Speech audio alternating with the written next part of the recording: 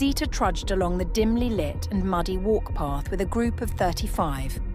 On her own, she could cover more grounds quicker, but the aim was to seem civilian, and that involved walking in groups of 30 or more in hunting season.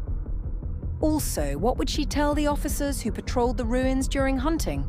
Sorry to startle you, just passing through to commit murder? The drippy weather, although a damn pain in the behind, caused her baggy techwear and combat boots to raise no eyebrows. She'd even gone with a head warmer and cyborg-adjacent nose mask for further concealment. She wondered about the talks of full moons and their ability to stop rain. The only thing the moon was doing tonight was showing how into the ground the creatures had run their planet. This walk path wove through the worst of the apocalyptic mess that was their Earth. The air was more sooty here and the ground a deeper shade of greyish black. In the darkness surrounding the path, one could make out remains of several blown-out buildings. Zita winced when the umbrella of the woman she'd termed harried grandmother poked her shoulder.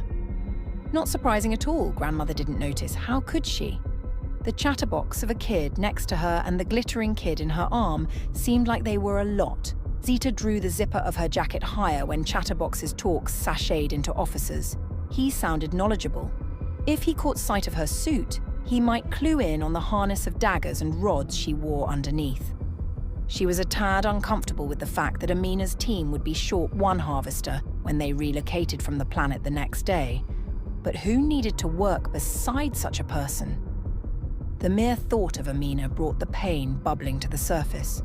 Amina was supposed to take care of her mother when Zita was off training. Instead, Amina had slid into the bad man's bed and ultimately led to her mother's death. Somehow, Zita had gone off planet to become an officer. A few months was what it was supposed to take, and then she'd be back to rid them of the bad man. But oh, her rage was too good to pass up. She'd been refused passage home and set on an accelerated path instead. It had taken years. She'd returned to a mother dying from years of taking on the bad man, and Amina, her best friend, as the second wife of the bad man. Before Zita could fully grasp what was happening, the bad man had been found dead in District 4. Her mother had passed and Amina had gone into hiding. Amina's request said she wanted to relocate to escape the pain of losing her husband. No, she wanted to escape Zita. Perhaps if she sent Amina to the afterlife to keep her mom company, the pain would let her be. Zita looked down when a glittering little hand grabbed at her jacket. She tried to gently tug free, but the kid's grip went vice-like. Who let a grandmother and kids out at night during hunting season? Glitter was very sparkly and identifiable. She'd need to switch jackets. Grandmother turned. "Damilola, let go!" Damilola grinned, all front teeth missing. "Big bad." "The gentleman is not big bad. Now let go." Zita snorted out a laugh. She'd never been mistaken for the big bad wolf before. She didn't mind it. "Can you people stop farting? I can barely breathe," an angry voice called out. Murmured denials ran through the group. Zita drew her mask beneath her nose and sniffed. Her brows winged up. It was diluted, but definitely there. She pumped up the bass in her voice. "We need to get off the walk path." "Because people pass less gas in the dark? Or you think we feel like dying tonight?" the same angry voice asked. Zita said, "That's not fart, it's the creatures." She sighed at the murmurings. This was not how to go unnoticed. "How would you know?" They don't attack big groups. It's why we're stuck together, dummy. Seriously.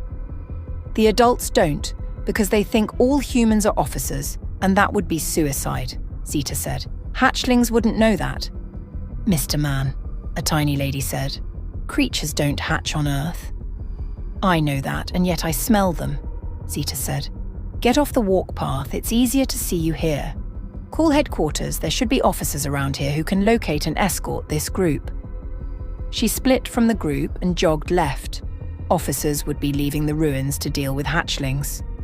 Her chances at not being spotted were better if she was the weirdo who ran off into the dark than sticking around to meet another officer. I'm Oza Zuriel. Thank you for watching my story. I post thrice a week. Subscribe.